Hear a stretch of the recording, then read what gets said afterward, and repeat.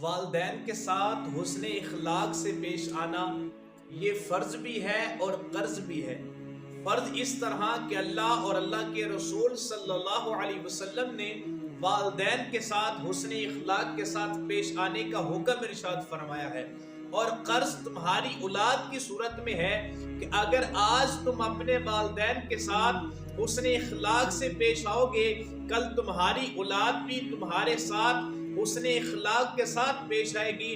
اور اگر آج تم اپنے والدین کے ساتھ اچھا برتاؤ نہ کرو گے، کل تمہاری اولاد بھی تمہارے ساتھ ویسا ہی رویہ رکھے گی۔